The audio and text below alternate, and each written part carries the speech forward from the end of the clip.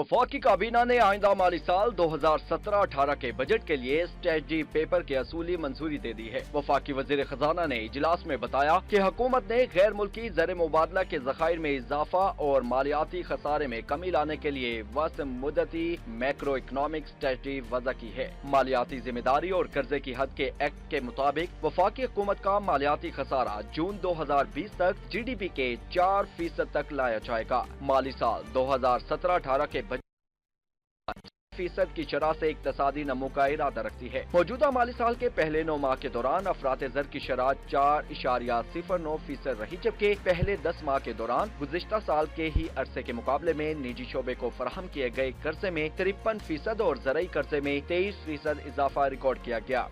देखिए, मुझे अफसोस से कहना पड़ता है कि पहले 9 महीने में, इस साल के 9 महीने में, यानी कि जुलाई से लेकर मार्च तक जो आपका खसारा है वो तकरीबन 1250 अरब के करीब पहुंच चुका है। यानी कि ये ऐसी चीज़ है जिसका टारगेट हमने हासिल कर लिया है और दिशा से नहीं बढ़े जिस रफ्तार से उन्हें बढ़ना चाहिए था। और दूसरी तरफ जो हमारे कुछ अखराजात हैं उनमें भी इजाफा हुआ है। और अफसोस की बात यह है कि इस 2000 अरब तक के खसारे को किसी तरह से इसको फाइनेंस करने के लिए हमें कर्जे लेने पड़ रहे हैं। और इस साल जो एक नई बात है वो ये है कि 1000 अरब तक आप पैसा छाप रहे हैं स्टेट बैंक के थ्रू। ये पिछले कुछ सालों में नहीं हुआ था। ये एक बहुत ही गैर मामूली सी चीज़ है, नामुनासिब चीज़ है और इसके नतीजे में आगे आने वाले महीनों में अफरात ज़र में इजाफा होने का ख़तरा है। नहीं, आई थिंक जो ट्रेंड है तो उससे तो यही है कि ये खसारा बढ़ेगा, क्योंकि इस वक्त ज़रूरियात भी बेशुमार हैं और इलेक्शन ईयर भी है और इसके साथ साथ जो रेवेन्यू में इजाफा होना है वो ज़रा मुश्किल होगा। टारगेट के हिसाब से तो ये उसको कंटेन करने की कोशिश करेंगे और वो ये तरीका होगा कि रेवेन्यू का जो एस्टिमेट है वो ज़्यादा दिखाया जाएगा, एक्सपेंडिचर का एस्टिमेट थोड़ा सा कम दिखाया जाएगा ताकि वो बजट डेफिसिट जो है वो 4% से नीचे आए। लेकिन हमें पता है हिस्टोरिकली कि जो कलेक्शंस हैं वो उसमें इजाफा जो दिखाया जाता है बजट में वो होता नहीं है और जो एक्सपेंडिचर्स दिखाए जाते हैं यहाँ तो वो बिल्कुल काट दिए जाते हैं। डेवलपमेंट एक्सपेंडिचर्स खासे कम कर दिए जाते हैं और कुछ एक्सपेंडिचर्स जो हैं वो ज़्यादा हो जाते हैं। सो आई थिंक कि ये बजट को आपने अगर इतना फाइन टूथ से देखना है तो वो इतना मुनासिब नहीं होगा। हमें ये देखना पड़ेगा कि एक्चुअली तरजीहात क्या हैं बजट में और पर्टिकुलरली आपकी एक्सपेंडिचर साइड जो है उसमें अब किस किस्म के अखराजात किए जाएंगे। क्या सब्सिडीज़ में इजाफ़ा किया जाएगा, क्या तनख्वाहें बढ़ाई जाएंगी, क्या पेंशन्स को बहुत जंप दी जाएगी, क्योंकि ये ऐसी चीज़ें होंगी जो इलेक्शन के पर्सपेक्टिव में अगर देखेंगे तो वो एक किस्म का इलेक्शन ख़रीदने के लिए कुछ काम करने पड़ेंगे। उसके अलावा जो मेजर आइटम है हमारे पर्टिकुलरली सीपैक के पॉइंट ऑफ व्यू से, क्योंकि बहुत से प्रोजेक्ट्स सीपैक में लगने जा रहे हैं तो वो कैसे बजट में शो होंगे, क्योंकि जब वो बजट में आप शो करेंगे और दूसरी तरफ आपने डेफिसिट को भी कंट्रोल करना है तो फिर कुछ प्रोजेक्ट्स जो हैं वो रीअरेंज करने पड़ेंगे कि सीपैक के प्रोजेक्ट्स लगेंगे तो जो पुराने प्रोजेक्ट्स हैं उनका क्या बनेगा, उनको क्या हम बंद कर देंगे या वो स्लो हो जाएंगे और सीपैक के तेज़ होंगे। सो ये इश्यूज खासे ऊपर आएंगे। फिर उसके बाद मैं तो ये देखूँगा कि हमारा जो बिजली का प्रॉब्लम तो चलता ही आ रहा है, पानी के ऊपर बहुत बड़े इश्यूज आ रहे हैं।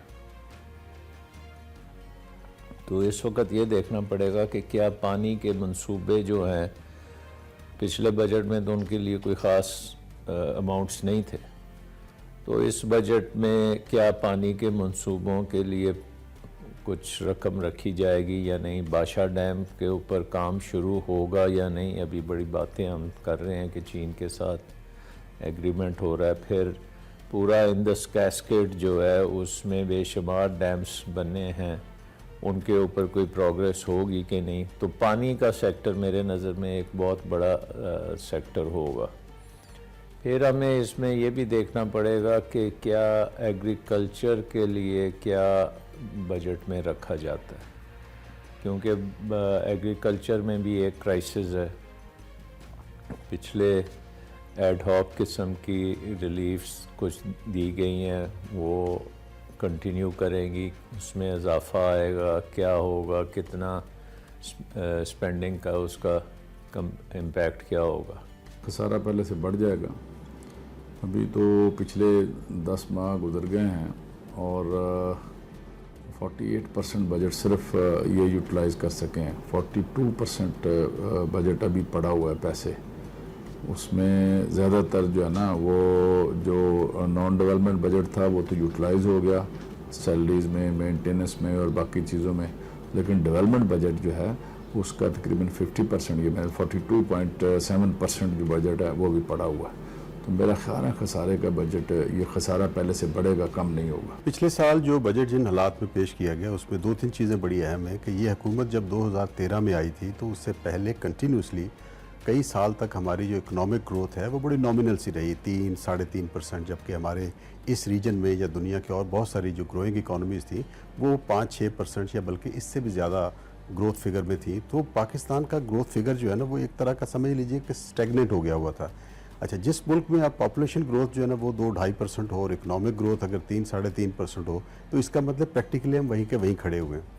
अच्छा, फिर ये कि इस हुकूमत ने जब 2013 में हुकूमत संभाली है तो उस वक्त ये अगर आपको याद होगा तो हमारे फॉरेन रिजर्व जो है बड़ी तेज़ी से नीचे जा रहे थे और डर ये लग रहा था कि शायद पाकिस्तान जो है ना वो इकोनॉमिकली कोलैप्स ना हो जाए, जिस वजह से फिर गवर्नमेंट को उसके बाद IMF में भी जाना पड़ा। तो ये वो हालात थे जिसमें उन्होंने इस वक्त हुकूमत को संभाला। तो पिछले साल का जब बजट पेश हुआ तो उस वक्त 2013 की निस्बत हमारे जो मैक्रो इकोनॉमिक कंडीशन थे वो काफ़ी स्टेबल थे। आप ये देख लीजिए कि फॉरेन रिजर्व्स हमारे जो हैं वो काफ़ी हद तक बेहतर हो चुके हुए थे। अच्छा, फिर ये है कि उसके अलावा हमारी जो इकोनॉमिक ग्रोथ थी वो पिछले कई सालों में जो 3-3.5% के लगभग थी वो गवर्नमेंट ने क्लेम किया कि अबाउट 4.7% हमने अचीव कर लिया है। एग्रीकल्चर के अलावा जो हमारी इंडस्ट्रियल और सर्विसेज सेक्टर था उनकी ग्रोथ बेहतर हुई। फिर ये है कि जिस तरह की हमारे यहाँ लोड शेडिंग 2013 में थी जिसकी वजह से इंडस्ट्रियल आउटपुट काफ़ी तेज़ी से गिरा, वो काफ़ी हद तक उस लोड शेडिंग के हालात संभले। तो पिछले साल का जो हुकूमत का था बजट वो काफ़ी बेहतर हालात में था, लेकिन इसके बावजूद जैसे आपने कहा कि 1.27 ट्रिलियन का उसमें एक बजट डेफिसिट आ रहा था। इस साल जो नज़र आ रहा है वो ये है कि गवर्नमेंट एक्सपेक्ट कर रही है कि शायद इकोनॉमिक ग्रोथ जो है वो पिछले साल से कदरे बेहतर हो। दे आर एक्सपेक्टिंग कि अराउंड 5% के करीब हो और उसमें एक शायद मेजर कंट्रीब्यूशन ये होगा कि एग्रीकल्चर पिछले साल नेगेटिव में था, इस साल दे आर होपिंग कि शायद एग्रीकल्चर की ग्रोथ बेहतर होगी। लार्ज स्केल मैन्युफैक्चरिंग के जो अभी स्टैटिस्टिक्स आए हैं वो अबाउट 5% ग्रोथ के हैं। सो इकोनॉमिक ग्रोथ गवर्नमेंट एक्सपेक्ट कर रही है कि 5% के करीब होगा, लेकिन डर ये है कि जो हमारा बजट डेफिसिट है ये कम नहीं होगा, बढ़ेगा। 2-3 वजूहात हैं इसकी। एक तो ये है कि तमाम तर ये पेप टॉक्स देने के बावजूद और 2 एमनेस्टी स्कीम्स देने के बावजूद हुकूमत जो है वो टैक्स टू GDP रेशो नहीं बढ़ा सके, उस मामले में कम्प्लीटली फेलियर रहा है। तो जब तक टैक्स टू GDP रेशो आपका नहीं बढ़ेगा आपके रेवेन्यूज़ नहीं बढ़ेंगे। जब आपके रेवेन्यूज़ नहीं बढ़ेंगे और एक्सपेंसेस आपके कंटिन्यूसली बढ़ते चले जाएंगे तो लामहला ये होगा कि आपका जो बजट डेफिसिट है बढ़ेगा। दूसरा इसमें इशू ये आ रहा है, अभी इशू तो नहीं कहना चाहिए, वो वक्त की नज़ाकत ये है कि अगला साल आपका इलेक्शन ईयर है। इलेक्शन ईयर में जो फेडरल गवर्नमेंट है और जो प्रोविंशियल गवर्नमेंट्स हैं वो खुल खुला के अपना वादे अभी से होना शुरू हो गए हैं, तो वो पैसा शाखर्ची आपने करनी है। तो जिसकी वजह से डर ये लग रहा है कि आप जो टैक्स कलेक्शन के जो मुश्किल फ़ैसले हैं जो पिछले साल नहीं किए वो इस इलेक्शन ईयर में भी नहीं करेंगे। उसके बरक्स ये है कि एक्सपेंडिचर्स और डेवलपमेंट एक्सपेंडिचर्स के नाम पे खुल के खर्चे करेंगे, तो डिफरेंस जो है वो आपका जो बजट डेफिसिट का है इस साल का मुझे खदशा है कि वो बढ़ सकता है। उसके साथ साथ फिर ये आएगा कि ये जो हैं बड़े प्रोजेक्ट्स एक्सपोर्ट ओरिएंटेड काम के लिए, पर्टिकुलरली जब आप LNG के ऊपर इंफ्रास्ट्रक्चर डेवलप कर रहे हैं तो उसमें क्या प्राइवेट सेक्टर ही सारा कुछ करेगा या हुकूमत का भी कुछ रोल होगा या provincial governments. So basically economic strategy आगे जाते हुए वो रिफ्लेक्ट होनी चाहिए बजट में। और एक्सपेंडिचर साइड की तो मैंने बातें की कि जो इम्पोर्टेंट चीज़ें बजट में हैं, प्लस ये भी होगा कि सूबों को कितना रकम दी जाती है, फेडरल गवर्नमेंट की अपनी क्या होगा, NFC के मुताबिक क्या क्या इनकी एलोकेशंस बनेंगी, और सूबों को वो NFC के अवार्ड के मुताबिक जो चीज़ें जाएंगी तो वो फिर सब्सिक्वेंटली हम देखेंगे कि सूबे उससे क्या करते हैं। तो वो जब प्रोविंशियल बजट्स आएंगे तो उससे एक अंदाज़ा होगा कि सूबों की क्या स्ट्रेटजी है और क्या सूबों की और फेडरल गवर्नमेंट की स्ट्रेटजी में हम आंगी है या नहीं है। उसके साथ साथ ही फिर ये भी होगा कि आपका जो FBR की जो रिफॉर्म्स हैं और FBR के जो तरीक़ेकार हैं उसमें क्या चेंजेस लाई जाएंगी ताकि ये बजट के अहदाफ पूरे हो सकें। टैक्स नेट को कैसे बढ़ाने की क्या तजवीज़ होगी, ट्रेडर्स के ऊपर जो चल रहा है काम वो कैसे आगे चलेगा, उसमें क्या इजाफे होंगे। सो टैक्स रिफॉर्म और नए टैक्सेस की क्या किस किस्म का निज़ाम इवॉल्व करेगा वो भी एक बड़ा इम्पोर्टेंट इसमें फैक्टर होगा। सो आई थिंक कि ये क्योंकि इलेक्शन ईयर बजट है इसमें ये चीज़ें बड़ी इम्पोर्टेंट होंगी कि टैक्स नेट को बढ़ाया इस तरह से जाए कि बोझ सब पे कम हो, ये ना हो कि बोझ सारा एक सेगमेंट पे लाद दिया जाए और बाकियों को रियायत दी जाए। सो पॉपुलिस्टिक किस्म के बजट के पॉइंट ऑफ व्यू से इस सारी चीज़ को देखना पड़ेगा और ये भी देखना पड़ेगा कि अब डिफेंस के लिए क्या होता है, क्योंकि हमारा एक्सटर्नल एनवायरनमेंट खासी इस वक्त टेंशन में है। फिर इंटरनल सिक्योरिटी में आपकी ऑपरेशंस बड़ी चल रही हैं, लॉ एंड ऑर्डर पे क्या खर्चे होंगे, नेशनल एक्शन प्लान को कैसे फंड किया जाएगा। तो ये सारी चीज़ें जो हैं देखने की ज़रूरत होगी।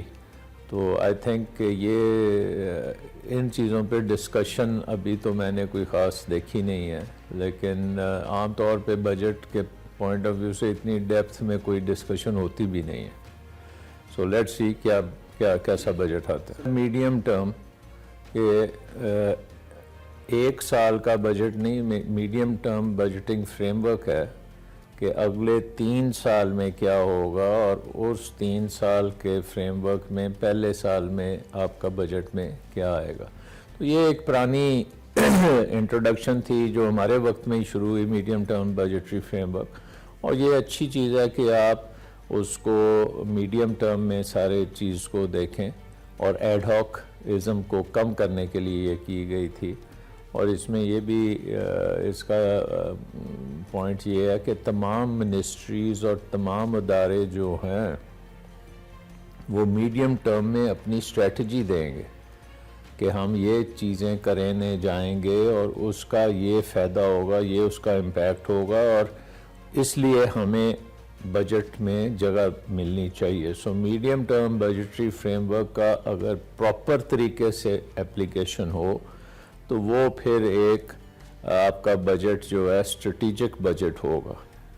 अगर क्योंकि ये इलेक्शन ईयर है तो इसमें मेरा ख्याल है कि वो स्ट्रेटिजिक डेवलपमेंट का तो बजट कम होगा, वो स्ट्रेटिजिक फिर इलेक्शन पॉइंट ऑफ व्यू से होगा तो वो बड़ा शॉर्ट टर्म होगा। इसमें असल मसला ये है कि हुकूमत की पॉलिसीज़ वाज़ेह नहीं है, हैज़र्ड प्रोग्राम चल रहा है, एडहॉकिज़म पे सारा, कोई एग्रीकल्चर पॉलिसी नहीं है। यानी पिछले 10 साल से पंजाब के अंदर कोई एग्रीकल्चर पॉलिसी नहीं है, ना सेंट्रल लेवल पे और ना प्रोविंशियल लेवल पे। एग्रीकल्चर एक ऐसा सेक्टर है कि जिसको आप इग्नोर नहीं कर सकते। तकरीबन 50% हमारी आबादी का बेस्ड ऑन एग्रीकल्चर है, डायरेक्ट या इनडायरेक्ट, और उसके लिए गवर्नमेंट जो है ना वो सीरियस नहीं है।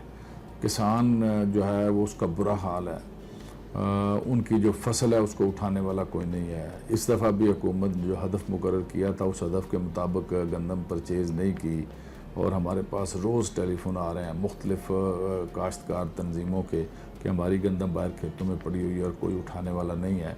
मजबूरन जो सपोर्ट प्राइस गवर्नमेंट मुकर्रर करती है 1300 रुपये पर मन 40 किलोग्राम, उसको लोग 1000 और 1100 में बेचने पर मजबूर हैं। तो मैं ये समझता हूँ हुकूमत अगर इंडस्ट्री एग्रीकल्चर इसके अंदर ही कोई सही तरीके से अपनी पॉलिसी वाज़े करे और वज़ा करे और उसको अनाउंस करे, फिर उसके अहदाफ जो है वो पर ईयर जो है ना वो हासिल किए जाएँ।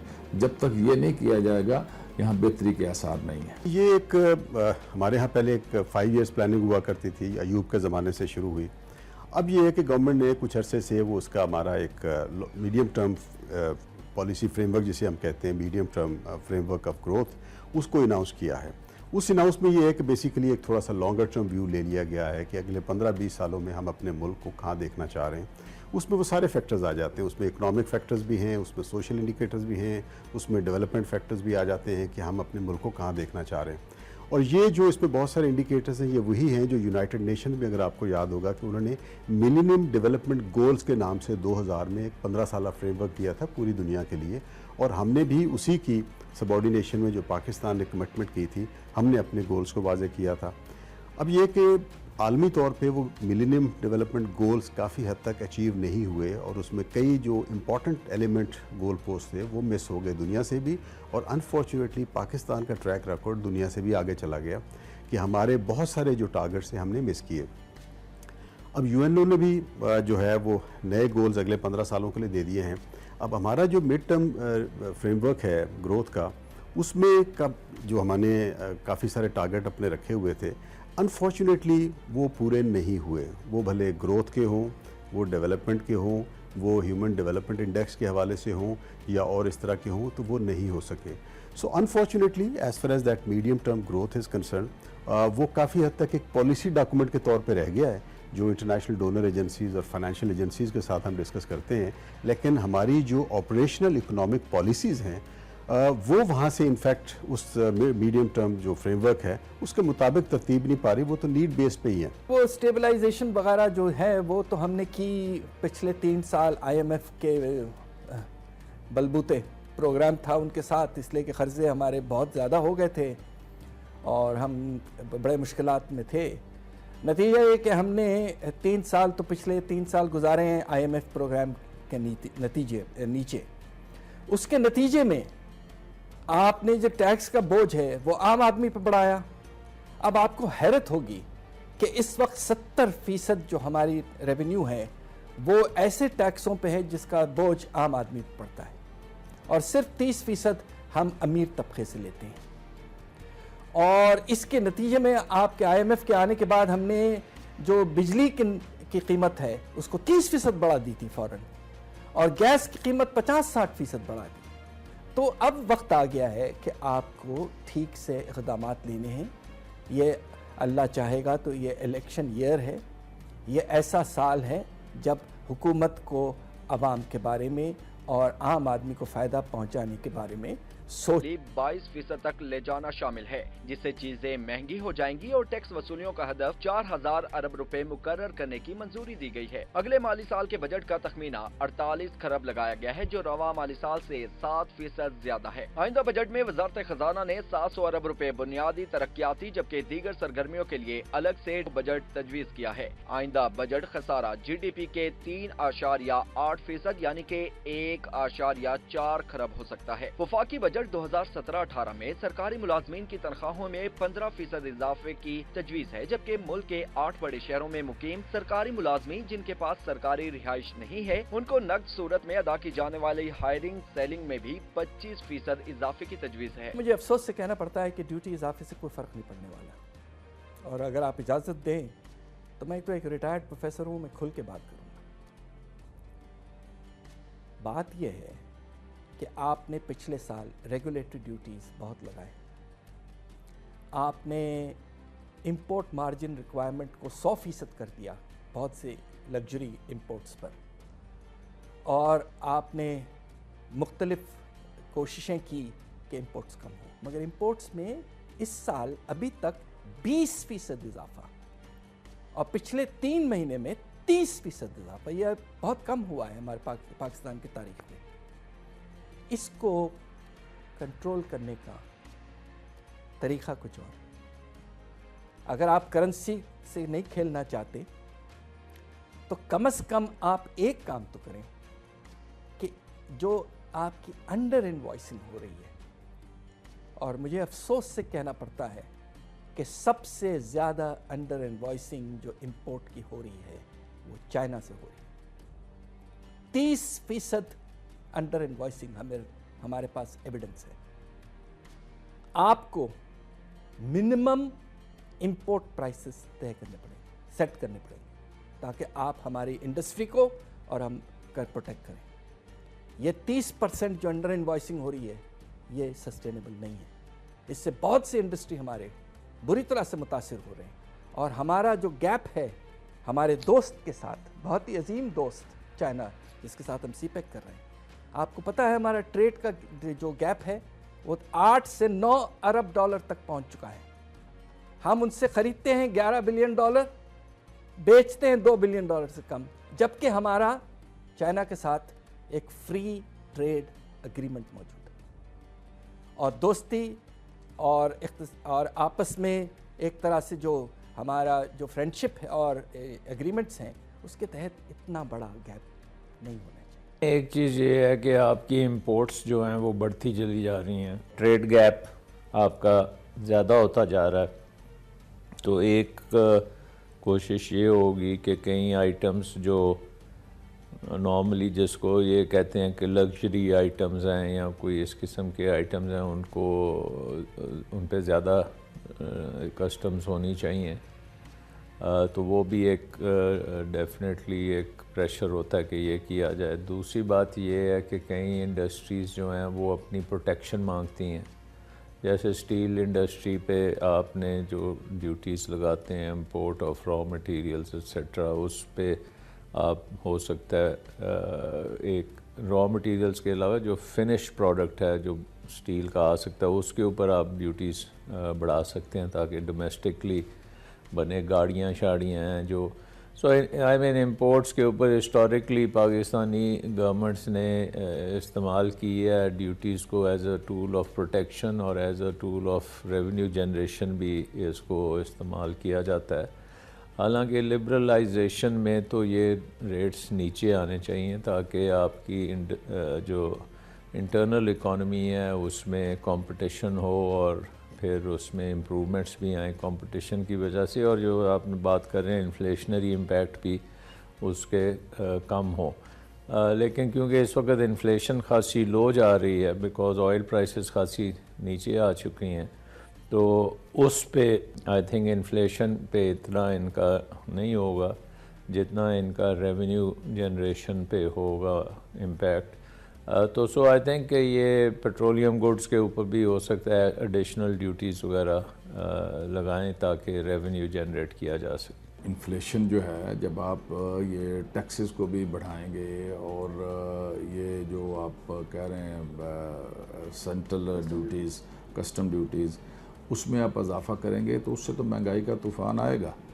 मैं नहीं समझता कि इससे कोई बेहतरी आएगी। गवर्नमेंट कोशिश करेगी इस दफ़ा कि अगले साल इलेक्शन आ रहा है और इलेक्शन ईयर की वजह से कोई नए टैक्सेस न लगाएं, क्योंकि ऑलरेडी पिछले सालों में जो टैक्सेस लगे हुए हैं ख़ास तौर पर सर्विसेज के ऊपर जो टैक्स है, इन्होंने तंदूरों को माफ़ नहीं किया, हेयर ड्रेसर्स को माफ़ नहीं किया, जो देहातों में जिसे हम कहते हैं कि छोटे छोटे काम करने वाले जो लोग हैं वो भी इसी चक्कर में फंसे हुए हैं कि हमारे ऊपर जो है ना वो टैक्स लग गया। इस तरह प्रॉपर्टी सेल परचेज़ पे कुछ 12-14 किस्म के टैक्सेस इन्होंने लगा दिए हैं और आम आदमी की क़ुव्वत ख़रीद से रियल एस्टेट जो है वो बाहर हो गई है। वो अपने घर बनाने के लिए भी अगर वो चाहे और उसे ये 15-20 लाख रुपए टैक्स देना पड़े 5-10 मरले के प्लॉट पे, तो आप तसव्वुर कर सकते हैं कि हालात क्या होंगे। एक तो बात ये है कि अगर तो इकनॉमिक ग्रोथ हम प्रोजेक्ट कर रहे हैं और इस वक्त इस दफ़ा हुकूमत उसको 5% से ऊपर प्रोजेक्ट कर रही है, तो एक तो चीज़ है कि डिफेंस बजट ग्रोथ भी उसी के हिसाब से होगा, और दूसरा इन्फ्लेशन जो है कि वो अफरात ज़र में क्या प्रोजेक्शन हैं, तो वो तो ऑटोमेटिकली डिफेंस बजट में हिस्सा होंगे ग्रोथ के पॉइंट ऑफ व्यू से। उसके बाद अगर कोई स्पेशल आपने एलोकेशन करनी है कि ये बॉर्डर की सिचुएशन देख के, तो जाहिर है कि फिर आपका जो शेयर है डिफेंस का बजट में वो ऊपर जाएगा परसेंटेज शेयर जो है, तो वो जब ऊपर जाएगा तो फिर किसी और चीज़ को कम करना पड़ेगा। तो वो तो एक पुरानी डिबेट है कि आपको डिफेंस और जो बाकी चीज़ें हैं, आपकी जो सर्विसेज हैं या डेवलपमेंट है, उसका एक ट्रेड ऑफ डेफिनेटली होता है। लेकिन हमें ये नहीं भूलना चाहिए कि अगर डिफेंस नहीं होगी तो फिर आपकी डेवलपमेंट भी नहीं होगी।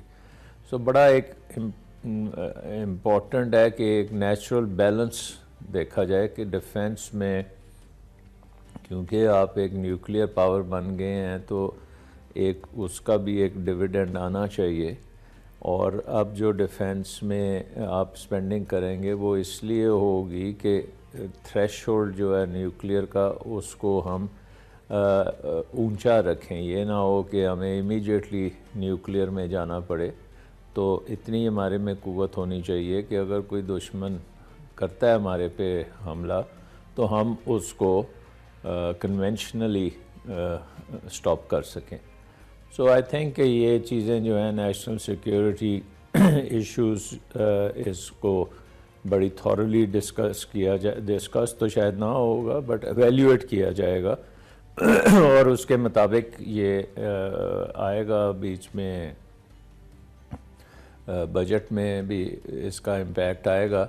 लेकिन मोस्ट प्रॉब्ली आई थिंक कि पिछले ट्रेंड्स के मुताबिक ही काम होगा इसमें। जिस तरह के ख़तरात का हमें सामना है और हम अपने ईस्टर्न वेस्टर्न दोनों सरहदों के ऊपर घिरे हुए हैं, एक तरफ नीटो की फोर्सेस हैं और इंडिया ने भी अफ़गानिस्तान में अपने कदम जमाए हुए हैं, दूसरी तरफ भी इंडिया है और उधर हम गवादर का और सीप पैक का मंसूबा लेके चल रहे हैं। तो इसलिए जो दिफा का बजट है उसमें तो रिजनेबली जो इजाफा है उसको कोई मुखालफत नहीं की जा सकती, लेकिन बाकी सारा जो बजट है उसको बड़ा बैलेंस्ड होना चाहिए।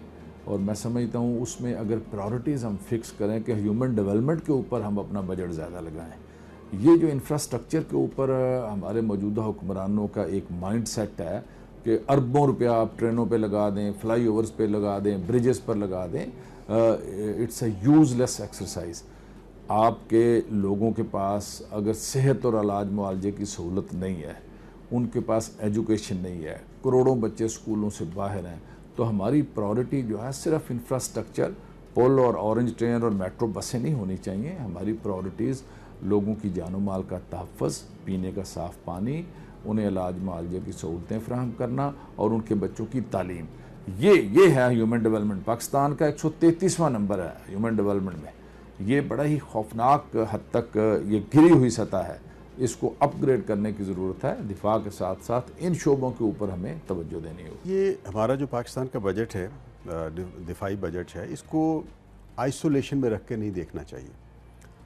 कोई भी मुल्क जो अपना जब डिफेंस बजट का इंतखाब करती है कि हमें कितना डिफेंस बजट दरकार होगा, तो वो बुनियादी तौर पे देखता है कि आपकी जो डिफेंस नीड्स हैं, डिफेंस चैलेंजेस हैं, सिक्योरिटी थ्रेट्स हैं, वो क्या हैं। अच्छा, पाकिस्तान का ये है कि there is no doubt about it कि पाकिस्तान का जो डिफेंस बजट है वो काफ़ी बड़ी फिगर है। सबसे ज़्यादा हम कर्ज़ों की मद में पैसा देते हैं, उसके बाद फिर हमारा डिफेंस में आता है और तीसरे नंबर पे फिर हमारे अपने एक्सपेंडिचर्स और उसके बाद फिर हम जो है कि डेवलपमेंट में आते हैं। लेकिन प्रॉब्लम ये है कि भाई पाकिस्तान जो है वो पिछले चंद सालों में जिस तरह सिक्योरिटी सिचुएशन में उलझा हुआ है कि ज़रब अज़ब ख़त्म हुई, उसके बाद फिर हमने रद्दुल फ़साद का आगाज़ किया और पाकिस्तान के अंदर आप देखिए कि आर्मी जो है ना वो डीपली इंट्रेंच्ड है इन्हीं मसाइल को कंट्रोल करने के लिए। इसके साथ साथ देखें कि ट्रेडिशनली हमारा पहले इंडिया के साथ इश्यूज़ रहते थे। इंडिया में जब से ये मोदी गवर्नमेंट आई है, ये आप देख लीजिए कि हमारी जो सरहदें हैं उस पर मुसलसल वायलेशन हो रही है। कश्मीर में सिचुएशन इंतहाई बॉयल अप हो रही है। तो ये पूरा का पूरा जो हमारे बॉर्डर लगता है इंडिया के साथ, वो इंतहाई टर्मोइल में है और एक लो इंटेंसिटी वॉर में हम जा रहे हैं। अब ये था कि हमारी बैकयार्ड पे जो हमारी मगरबी सरहदें थी अफ़गानिस्तान की हद तक, वो हम काफ़ी हद तक एक जो भी एक मामला चल रहे थे, लेकिन वहाँ कम अज़ कम आर्मी उस अंदाज में डिप्लॉय करने की ज़रूरत नहीं पड़ी। लेकिन आप ये देखिए कि ये ज़रब अज़ब के बाद और जब अब हालात हुए हैं, अब ये है कि अच्छा खासा हमारी जो पाकिस्तान आर्मी है वो डीपली इंट्रेस्ट हो गई है वेस्टर्न बॉर्डर्स के ऊपर भी। फिर तीसरे नंबर पे आप देखिए कि ये CPEC का जो सिलसिला शुरू हुआ है, इसमें भी आर्मी को उनके प्रोजेक्ट्स को और सिक्योरिटी देना पड़ रही है। तो बलूचिस्तान में जिस तरह के हालात हो रहे हैं और जिस तरह के फुटप्रिंट्स बाहर के नज़र आ रहे हैं, तो आर्मी काफ़ी डीपली इंटरेस्ट वहाँ भी है। अब ऑल पुट टुगेदर देखें तो पाकिस्तान की जो सिक्योरिटी नीड्स हैं वो भाई 5 साल की निस्बत आज कहीं ज़्यादा है। अब पिछले साल जो बजट में इजाफा हुआ वो मेरा ख्याल it was hardly about 8 to 10%। अब इस साल अभी जो इंडिया का बजट आया है, इंडिया ने अपने बजट में अच्छा खासा एक्सपेंसेस किया, बढ़ाया है और उन्होंने जो अभी एग्रीमेंट्स वगैरह मुख्तलिफ मुल्कों के साथ नए इक्विपमेंट ख़रीदने के किए हैं, अपनी नेवी, आर्मी और एयरफोर्स को अपग्रेड करने के लिए किए हैं। तो India is spending much more. अब पाकिस्तान की इकॉनमी में इतनी गुंजाइश नहीं है कि हम उसको मैच कर सकें या कोई बहुत ज़्यादा एक्सपेंडिचर्स उसका उस अंदाज से कर सकें, लेकिन मेरे ख्याल के मुताबिक सिक्योरिटी हालात जिस तरह के हमारे हैं, उसमें पाकिस्तान को अपने गुज़श्ता साल की निस्बत सिक्योरिटी बजट, डिफेंस बजट थोड़ा सा बढ़ाना पड़ेगा। अब ये जो इम्पैक्ट है, डेफिनेटली आपकी बात बिल्कुल ठीक है कि ये जब हम डिफेंस बजट बढ़ाएंगे तो नेचुरली कई और तरफ से कट पड़ेगा। वो डेवलपमेंट एक्सपेंडिचर्स का है, वो आवाम के लिए है, या मुख्तलिफ जो इंसेंटिव्स और सब्सिडीज़ दी जाती है उसके ऊपर इम्पैक्ट आएगा। अब यहाँ आके एक प्रूडेंट फाइनेंशियल मैनेजमेंट आ जाती है कि आप हुकूमत जो है वो दानिशमंदी करते हुए, बजाय इसके कि आप सियासी अल्लल और सियासी मकासद के लिए जो प्रोजेक्ट है वहाँ करोड़ों अरबों ज़ाय करने की बजाय वहाँ आप ज़रा पैसे का किफ़ायती इस्तेमाल करें, सो दैट कि हमारी सिक्योरिटी नीड्स भी पूरी हो जाएं और आम आदमी के ऊपर इसका बहुत ज़्यादा असर भी ना पड़े। मुल्क इस वक्त हम टेररिज्म के ख़िलाफ़ एक जंग लड़ रहे हैं। पहले ज़रब अज़ब था, अब रद्द फ़साद है।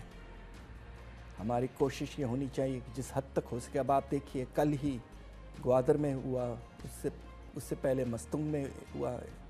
अफसोस कि कितने लोग मारे गए, मासूम लोग। इस वक्त सिक्योरिटी नंबर 1 प्रायोरिटी हमारी होनी चाहिए, इसको साफ़ करना है।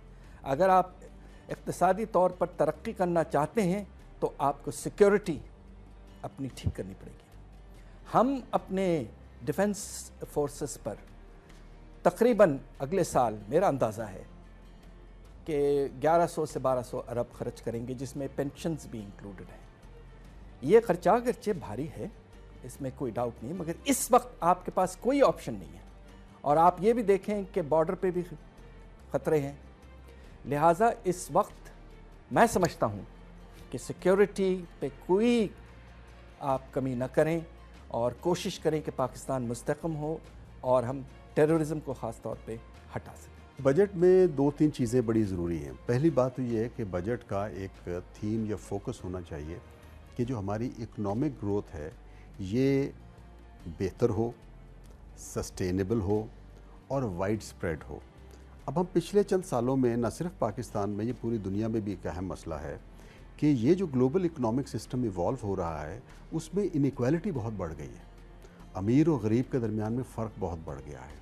अमीर और गरीब के दरमियान में जो वसाइल की तकसीम की खलीज है वो बहुत ज़्यादा बढ़ती चली जा रही है। अब इसके अपने सोशल इश्यूज़ जो है ना अपनी जगह पे आ रहे हैं। पाकिस्तान में एक और चीज़ हमने ये देख रहे हैं कि ये आबादी के एतबार से छठा सबसे बड़ा मुल्क है दुनिया का। मुझे अच्छी तरह याद है कि 30 साल पहले तक तकरीबन जो भी हमारी इकोनॉमिक डेवलपमेंट प्लान्स बनते थे 5 ईयर्स के, उसमें कोशिश होती थी कि हम रीजनल ग्रोथ को भी इंश्योर करें। अब अनफॉर्चुनेटली पिछले काफ़ी अरसे से जो रीजनल ग्रोथ है वो एजेंडे पे नहीं है उस अंदाज में। रिसोर्स एलोकेशन जब बजट के हम करते हैं तो उसमें नहीं है। इंडस्ट्रियल एक्टिविटीज़ के लिए जिस तरह के इंसेंटिव हम पहले देते थे वो रीजनल ग्रोथ के नहीं है। नतीजा क्या हो गया है कि अब जो इकोनॉमिक अपॉर्चुनिटीज़ है वो 8-10 शहरों में कॉन्सनट्रेट होकर रह गई हैं, और जो बाकी दूर दराज के लोग हैं वो मजबूर है कि अपनी इकोनॉमिक अपब्रिंगिंग के लिए, वेलबींग के लिए उन शहरों में आ जाएँ। तो लिहाजा ये जो बजट का आपने पूछा, मेरे ख्याल के मुताबिक बजट का एक अहम जो टारगेट होना चाहिए वो ये होना चाहिए कि हमारी एक इकोनॉमिक ग्रोथ जो है वो बेहतर हो। नंबर 2, ये इकोनॉमिक ग्रोथ वाइड स्प्रेड हो जिसमें रीजनल इनइक्वालिटीज़ को हम एड्रेस कर सकें। तीसरे नंबर पे ये है कि 20 करोड़ की आवाम में 2-2.5% की हमारी अभी सेंसस हो रहा है, तो सही अंदाज़ा हो जाएगा कि हमारी पॉपुलेशन ग्रोथ कितनी है। तो भाई रफली हमारे यहाँ कुछ 40-45 लाख नौजवान हर साल मुलाजमत के लिए आते हैं। तो जब तक हम अपनी इकॉनमी में एम्प्लॉयमेंट जनरेशन नहीं करेंगे, इकोनॉमिक एक्टिविटीज़ को इसमें ग्रोथ नहीं लेके आएंगे, तो हालात जो है ना वो मुश्किल तर होते चले जाएंगे। इसमें एनर्जी क्राइसिस तो बड़ा बेसिक फैक्टर है। बिजली ना होने की वजह से, फिर सर्दियों में गैस की लोड शेडिंग, गैस ना होने की वजह से और बहुत बड़े पैमाने के ऊपर अनएम्प्लॉयमेंट, इस वक्त तकरीबन 100 के करीब टेक्सटाइल यूनिट जो है ना वो पंजाब के अंदर बंद है, जिससे 10 लाख अफराद जो है वो बेरोज़गार हैं। 10 लाख अफराद और उसमें लाखों घराने हैं।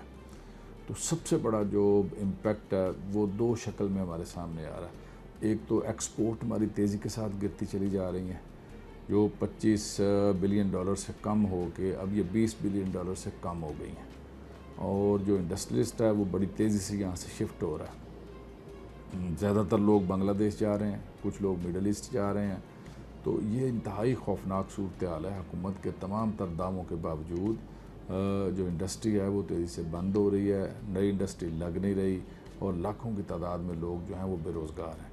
ये सारी चीज़ें बहुत ही ज़्यादा ख़तरनाक हैं। अगर आइंदा चंद सालों में यही बहरान जारी रहा, एनर्जी क्राइसिस ख़त्म ना हुए और इंडस्ट्री लगना जो है वो मज़ीद शुरू ना हुई और पहले से जो इंडस्ट्री है वो माली साल के लिए बजट खसारा शरह नमो के तनासुब से 4% तक जाने का इम्कान है। हुकूमत इस साल भी टैक्स वसूली के अहदाफ मुकम्मल नहीं कर पाई। हुकूमत अगर मुआशी अहदाफ हासिल करने में नाकाम होती है तो अजाला कर्ज लेकर किया जाएगा, जिससे बजट खसारा बढ़ेगा और नताइज आवाम को भुगतना पड़ेंगे। मुआशी माहिरीन के मुताबिक आइंदा माली साल 2017-18 में बजट खसारा 15 अरब तक पहुँचने का खदशा है और बजट खसारा मजीद मकामी और बैरूनी कर्जे लेकर पूरा करना पड़ेगा। इस वक्त पाकिस्तान की करेंसी मुस्तहकम है, उसमें कमी नहीं आई। पिछले कुछ अरसे से तकरीबन 1 साल 1.5 साल से ये 104 और 105 रुपए फ़ी डॉलर की रेंज में है। गवर्नमेंट ने पूरी कोशिश की है कि इसमें कमी ना आए, इसलिए कि उससे अफरात ज़र में इजाफा हो सकता है, मगर उसके नतीजे में एक नुकसान तो हो रहा है और वो ये है कि हमारे एक्सपोर्ट्स बुरी तरह से मुतासिर हो रहे हैं। हम कंपेटिटिव नहीं रहे। हमारी करेंसी जो है वो आर्टिफिशियली बहुत सख्त या स्ट्रॉन्ग है। इसके नतीजे में दूसरे ममालिक जो हैं, हिंदुस्तान है, वियतनाम है, बांग्लादेश है, ऐसे मुल्क जो हैं वो हमसे आगे जा रहे हैं। तो हमें सोचना पड़ेगा कि बैलेंस पॉलिसी क्या होगी। यकीनन हम चाहते हैं कि करेंसी मुस्तहकम रहे, मगर इतना आप इसको टाइट ना रखें कि आपके एक्सपोर्ट्स मुतासिर हों। और पिछले 3 साल से तकरीबन 4 अरब डॉलर का कमी आई है आपके एक्सपोर्ट्स में। हुकूमत ने तो कोशिश ये की है कि वो डिवैल्यू ना हो और हुकूमत जितनी डिवैल्यूएशन IMF चाहती है उतनी तो नहीं हो रही। और मेन रीज़न उसका ये है कि आपका एक्सपोर्टर जो है वो डिमांड कर रहा है कि वो इतना competitive नहीं है इंटरनेशनल मार्केट्स में और दूसरे मुल्कों की करेंसीज़ खासी डिवैल्यू हुई हैं और हमारी नहीं हुई। तो एक वो डिबेट डेफिनेटली चल रही है। लेकिन हमारा जो ट्रेड गैप है वो इतना ज़्यादा होता जा रहा है कि अगर ये मार्केट फोर्सेस को ऑपरेट करने दिया जाए तो एक्सपोर्ट्स जो हैं उनको बढ़ाने के लिए और इंपोर्ट्स को कम करने के लिए डिवैल्यूएशन जो है, एक मार्केट अगर फ्लोटिंग हो तो वो ऑटोमेटिकली जस्ट अपने आप को करती है ताकि ये गैप जो है ये कम हो। पाकिस्तान की करेंसी तो ये अगर हम इसी तरह से कर्ज़े लेते जाएंगे और इसी तरह से शुतर बेमहार हमारी इकनॉमिक पॉलिसीज़ सारी होंगी। हम सिर्फ अब ये ढंढोरा पीट रहे हैं सी पैक का, जी वो सी पैक आ गया तो बस ये सारे मसले ही हमारे हल हो जाएंगे, बल्कि हमें बहुत कुछ अभी करना है। ख़ास तौर पर जब तक हमारे एनर्जी के क्राइसिस दूर नहीं होते उस वक्त तक हमारे मसाइल हल नहीं होंगे। पिछले 4 साल में हुक्मरानों ने बुलंदो बांग दावे तो किए हैं, लेकिन प्रैक्टिकली चंद 100 मेगावाट के अलावा कोई एडिशन नहीं हुई नेशनल जो शॉर्टफॉल है हमारा उसके अंदर।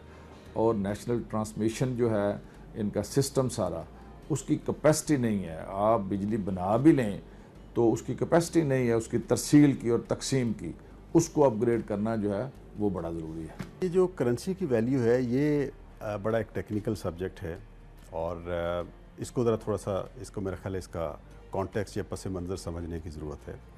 अच्छा, इसकी जो वैल्यू डिटर्मिन होती है वो हुकूमत के बस में नहीं है बहुत हद तक, ठीक है, कुछ हद तक है लेकिन बहुत हद तक नहीं। वजह यह है कि जो पिछले काफ़ी सालों से जो global system Aahista Aahista evolve हुआ है उसके मुताबिक ये है कि जो जिन मुल्कों की करेंसी फ्री फ्लोट में है उसमें कुछ इकोनॉमिक इंडिकेटर्स हैं जो प्राइमरीली डिसाइड करते हैं उस करेंसी की वैल्यू को। अच्छा, अगर वो इकोनॉमिक इंडिकेटर्स पॉजिटिव डायरेक्शन में नहीं जा रहे हैं तो आपकी करेंसी मुस्तकम नहीं हो सकती, उसे डीवैल्यू होना ही होना है। लेकिन अगर फ़र्ज़ करो वो आपके जो इंडिकेटर्स हैं वो मुस्तकम हो रहे हैं तो आपकी करेंसी बेहतर होती चली जाएगी, एज सिंपल एज दैट।